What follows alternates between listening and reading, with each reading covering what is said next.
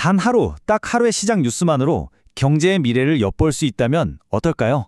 자, 오늘은 10월 31일, 바로 이 하루 동안 벌어진 일들을 가지고 시장의 판도를 뒤흔드는 거대한 흐름들을 한번 같이 따라가 보려고 합니다.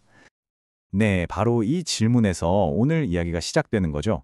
단 하루의 뉴스가 대체 비즈니스 세계의 큰 싸움들에 대해 뭘 알려줄 수 있다는 거지? 하고요. 저희는 단순히 뉴스만 쭉 읊어드리는 게 아니라 그 뒤에 숨어있는 기업들의 정말 치열한 전략, 그리고 시장의 진짜 속마음은 뭔지 그걸 한번 읽어보자는 겁니다. 자, 지금 바로 시작해볼까요? 자, 첫 번째 무대는 바로 헬스케어 분야입니다. 그 중에서도 요즘 가장 뜨거운 전쟁터죠. 바로 비만 치료제 시장인데요.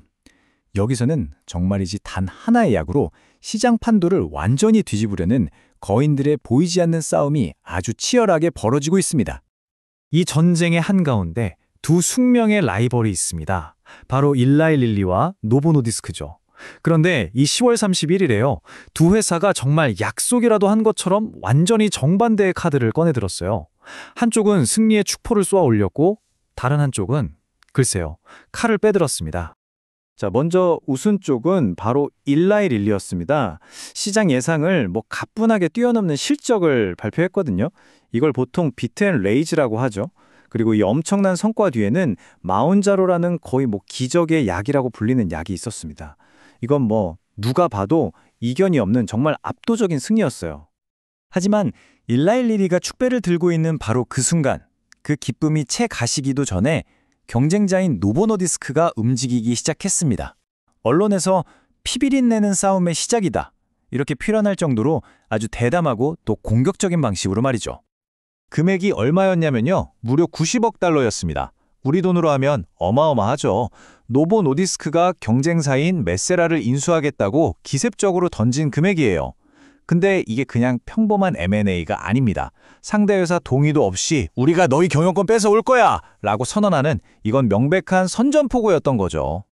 자, 헬스케어 시장이 두 거인의 왕자의 게임 같았다면 이번엔 미디어 산업으로 한번 가볼까요? 여기는 거대한 지각 변동이 일어나는 현장이었습니다.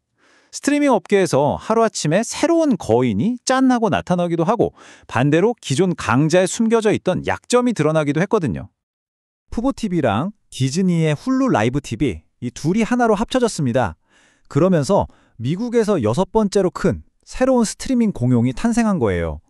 시장은 당연히 이 둘이 합쳐지면 시너지가 엄청나겠구나 하고 바로 반응했죠. 그 결과 주가가 무려 29%나 폭등하면서 성공적인 합병이라는 걸 딱 증명해 보였습니다. 그런데 바로 같은 날 이 스트리밍 업계에서 좀 이상한 일이 벌어집니다.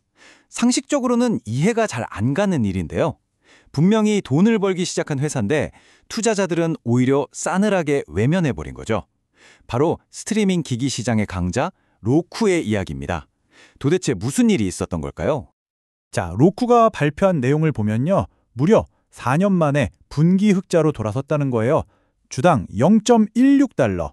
이건 시장 예상치를 훌쩍 뛰어넘는 그야말로 어닝 서프라이즈였습니다. 그럼 당연히 주가가 막 올라야 정상이잖아요? 그런데 결과는 놀랍게도 완전히 반대였습니다. 투자자들이 본 건 흑자 전환이라는 이 멋진 헤드라인이 아니었던 겁니다. 그 속을 들여다본 거죠. 자, 보시면 광고 같은 플랫폼 매출은 17%나 늘었어요. 좋은 소식이죠. 하지만 문제는 로쿠의 핵심 사업이라고 할 수 있는 스트리밍 기기, 바로 그 하드웨어 판매가 5%나 줄었다는 겁니다. 시장은 이걸 미래 성장 동력에 빨간불이 켜졌구나, 이렇게 해석했고 주가는 가차없이 떨어졌습니다. 자, 이번에는 우리 지갑의 미래를 두고 싸우는 곳이죠. 핀테크 분야로 넘어가 보겠습니다. 여기서는 아주 흥미로운 대결 구도가 펼쳐졌는데요. 먼 미래를 보고 차근차근 씨앗을 뿌리는 전략가와 지금 당장의 폭발적인 성과로 시장을 압도하는 단거리 선수, 이 둘의 대결입니다. 그 주인공은 바로 전략가 페이팔과 스프린터 소파이입니다.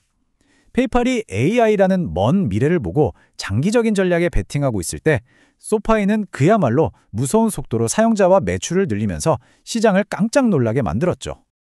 페이팔의 시선은 확실히 먼 미래를 향해 있었어요. 예를 들면 이런 거죠. 우리가 챗 GPT랑 대화하다가 이거 살래? 하면 바로 결제가 되고, 심지어 AI가 나를 대신해서 쇼핑까지 해주는 그런 에이전트 커머스 시대를 준비하기 시작한 겁니다. 여기에 뭐 월세 납부 같은 일상생활까지 파고들어서 아예 결제 생태계 전체를 장악하려는 아주 야심찬 계획이죠. 반면에 소파이는 달랐습니다. 미래는 모르겠고 일단 지금에 집중한다. 이런 느낌이었죠. 단 3개월 만에 몇 명이냐면요. 무려 90만 5천 명. 이 어마어마한 숫자의 신규 회원을 끌어모으면서 그야말로 시장을 질주한 겁니다. 이렇게 폭발적으로 회원이 늘어나니까 당연히 매출도 따라왔겠죠. 네, 9억 5천만 달러, 기록적인 분기 매출을 달성했습니다. 소파이는 뭐 복잡한 미래 전략 이런 것보다는 지금 당장 눈에 딱 보이는 이 강력한 성장이라는 숫자로 자신들의 가치를 증명해낸 거죠. 자, 헬스케어, 스트리밍, 핀테크 보면 다 전혀 다른 분야 같잖아요. 그런데 오늘 우리가 살펴본 이 이야기들 속에는 공통적으로 시장이 우리에게 보내는 아주 분명한 신호가 하나 숨어 있습니다. 과연 시장은 우리에게 뭘 말하고 싶었던 걸까요? 앞서 봤던 로쿠의 역설 기억나시죠? 아니, 기록적인 이익을 냈는데 왜 주가는 떨어지는 거야? 바로 이 질문입니다. 그리고 이 질문에 대한 답을 온라인 중고차 업체 카바나의 사례에서 또 한 번 찾아볼 수 있습니다. 네, 온라인 중고차 업체 카바나도 똑같았습니다.